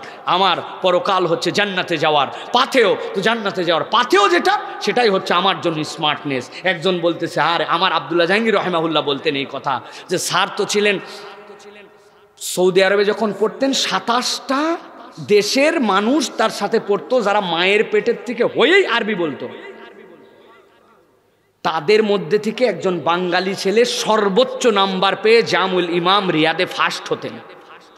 আমাদের ওস্তাদ আব্দুল্লাহ জাহাঙ্গীর রহমাউল্লাহ উনি বলতেন 98, 99 নিচে নম্বর পাই নাই। ওরা মায়ের পেটের থেকে পড়ে আরবি বলে, আর আমি বাংলাদেশ থেকে কোনো রকম টোটাফাটা আরবি শিখে আমি এখানে পড়ে ফার্স্ট হয়েছেন তাদের মধ্যে। তো উনার বন্ধুরা এসে বলছে, উনার নাম তো ছিল খন্দকার আব্দুল্লাহ জাহাঙ্গীর, তো ওরা ফার্স্ট নেম হিসেবে বলতো, খন্দকার এত পরে কি হবে, চলো যাই একটু ডেজার্টে পার্টি করি, একটু মরুভূমিতে যাই পিকনিক করি, আরে কালকে মরলেই তো শেষ। কথা ঠিক কিনা? ঠিক। স্যার বলতেন, একদম দোস্ত তোমরা যা বলছো কথা ঠিক, কালকে মরলেই তো সব শেষ। তো অতএব আমাদের কিছু আনন্দ ফুর্তি করা দরকার। তবে আমি অত দূর পড়ি না যে বাই চান্স যদি আগামীকাল বাইসে যায় তাহলে যেন আফসোস করা না লাগে। আমি ওরকম পাগলা পড়াও পড়ি না যে কালকে মরে গেলে সব শেষ, একদম সব বাদ দিয়ে কালি পড়লাম। কিন্তু যদি কালকে বেঁচে যাই তাহলে অন্ততপক্ষে আফসোস যেন করা না লাগে, ওটাও তো আল্লাহর উপরে। অতএব ওইটুকু আমি পড়ি। আমি এটার দ্বারা বুঝাতে চাচ্ছি প্রিয় ভাইরা, আপনি দুনিয়াকে একবারে বাদ দিয়ে দিবেন, একবারে সুফি সাধক হয়ে একবারে জঙ্গলে চলে যাবেন, নামাজ রোজা কালমা ছাড়া আর আপনার কোনো কিচ্ছু থাকবে না। না, আপনার সব থাকবে, কিন্তু আপনার আখিরাতকে সামনে রেখে সব কাজ থাকবে। তাহলে আপনার দুনিয়াও সুন্দর, আখিরাতও সুন্দর, ঠিক না? এমন কাজ করবো না আগামীকালকে মরে গেলে ধরা খাইয়ে যাব। আবার এমন পড়াও, এমন দুনিয়ার মধ্যেও একদম ব্যস্ত হয়ে যাব না যে বাই চান্স আগামীকালকে বেঁচে গেলেও আবার মানুষের কাছে ভিক্ষা করে খাওয়া লাগবে না। কিন্তু দুনিয়ার টার্গেট কখনো দিলের মধ্যে ঢুকে যাবে না। দুনিয়া থাকবে, কিন্তু আখিরাতকে টার্গেট করে দুনিয়াকে অর্জন করতে হবে, ঠিক কিনা প্রিয় ভাইয়েরা? তাহলে আল্লাহ বলছেন, আমি তোমার জন্য অবশ্যই ওয়াদা করতেছি, তোমাকে অনুগ্রহ দিয়ে দেব। সর্বশেষ আজকের যেটা আল্লাহ বলছেন, আমার বান্দাকে আমি কি কি নিয়ামত দিব? জান্নাত দিব, হেদায়েত দিব, আলো দিব, আমার বান্দাকে রহমত এবং ফদল দিব। সর্বশেষ আল্লাহ বলছেন, আমি ওয়াদা করলাম আমার বান্দা থেকে ভয় এবং দুশ্চিন্তা দূর করে দেব। সুবহানাল্লাহ বলেন, আরেকটু জোরে বলেন, আরেকটু হিম্মত করে বলেন, আওয়াজ দিয়ে বলেন। আল্লাহ বলছেন, ইন্নাল্লাযীনা আমানু وعملوا الصالحات وأقاموا الصلاة وآتوا الزكاة لهم أجرهم عند ربهم ولا خوف عليهم ولا هم يحزنون। আল্লাহ রাব্বুল আমিন বলছেন, ও দুনিয়ার মানুষ, ইন্নাল্লাযীনা আমানু, যারা ঈমান আনবে, ওয়া আমিলুস সলিহাত, ঈমান আনার পরে নেক কাজের মধ্যে প্রতিযোগিতায় লিপ্ত হয়ে যাবে, ওয়া আকামুস সালাত, সালাত প্রতিষ্ঠার আন্দোলন তাদের মধ্যে থাকবে। অনেকেই বোঝে না সালাত প্রতিষ্ঠার আন্দোলন মানে কি। 40 সেকেন্ডে বুঝে নেন। আপনি নামাজে দাঁড়াইছেন, ডান পাশে একজন রিক্সাওয়ালা এসে দাঁড়াইছে, বাম পাশে একজন আপনার এলাকার মুচি যে জুতা সেলাই করে, সারাদিন গায়ের গন্ধ, ওই গন্ধ নিয়ে আপনার পাশে দাঁড়াইছে। আর আপনি হাজি সাহেব, আপনি বলছেন, এই রিক্সাওয়ালা, পিছা পিছা পিছা, মুচি তুই আমাদের বাজারের মুচি না, পিছনে কাতারে, বলতে পারবেন? বলতে পারবেন? আল্লাহ রাব্বুল আলামিন আকামুস সালাহ মানে ভালো করে বুঝে নাও, এই যে ওই লোকটা ইমানের কারণে তুমি যেই হও না কেন, কাতারের মধ্যে যে তাসওয়িয়া হলো, কাতারের মধ্যে যে সাম্য হয়ে গেল, ওই নামাজের সাম্যটা সমাজে ছড়াই দিতে হবে। টাকা পয়সা কম বেশি, পজিশন কম বেশি থাকবে, কিন্তু মানুষের মৌলিক অধিকার পাওয়ার ক্ষেত্রে, ইনসাফ পাওয়ার ক্ষেত্রে, বিচার পাওয়ার ক্ষেত্রে, চিকিৎসা পাওয়ার ক্ষেত্রে, ঘর পাওয়ার ক্ষেত্রে, খাদ্য পাওয়ার ক্ষেত্রে দুনিয়ার কোনো মানুষের মধ্যে ভেদাভেদ থাকবে না। আল্লাহ বলছেন যারা ঈমান আনার পরে নেক কাজ করে, ও আকামুস সালাহ, আল্লাহর জমিন আল্লাহর বিধান দেই তাসবিহ হক, এই আন্দোলনের সাথে যারা যুক্ত হয়, ও আতুজ যাকাত, আর যদি সম্পদের মধ্যে যাকাত ফরজ হয় যাকাত আদায় করে দেয়, লাহুম আজরুহুম ইনদা রাব্বিহিম, আল্লাহ বলছেন তাদের যে অবদান, এই অবদানের জন্য আল্লাহর কাছে তাদের তো প্রতিশ্রুতি উজরত আছেই। আল্লাহ বলছেন সাথে সাথে দুইটা নিয়ামত আমি তাদের জন্য দিয়ে দিব, ওয়ালা খাউফুন আলাইহিম ওয়ালা হুম ইয়াহজানুন, আল্লাহ বলছেন তাদের কোনো ভয়ও নাই, তাদের কোনো দুশ্চিন্তাও নাই। সুবহানাল্লাহ। এই গ্যারান্টি দিয়েছেন কে? গ্যারান্টার কে? তাহলে দুনিয়ার মানুষ আর ভয় করবে কেমনে? দুনিয়ার মানুষের ভয় পাওয়ার কোনো উপায় নাই। বলবেন হুজুর কুত্তা একটা আমার কাছে ঘেউ ঘেউ করে আসছিল, আমি তো ভয়ে শেষ, তাই না? কুত্তা যদি আপনাকে ডিস্টার্ব করে, আল্লাহ আশরাফুল মাখলুকাত বানাইছেন আমাদেরকে, অনেক সময় রাস্তায় চলতে কুত্তা একটা দৌড়ে আসছে, আপনি ভয় পেয়ে গেছেন, তাই না? মানুষ, হিউম্যান সায়েন্স, তারা এটা গবেষণা করে বের করেছেন, আশরাফুল মাখলুকাত তো আমরা। কুকুর যদি ডিস্টার্ব করে আপনি স্ট্যাচু হয়ে যাবেন, একদম চুপ করে, নো মুভমেন্ট, চোখ পর্যন্ত সুযোগ থাকলে বন্ধ করবেন, আর পালপিটিশনটা স্বাভাবিক রাখার জন্য চেষ্টা করবেন।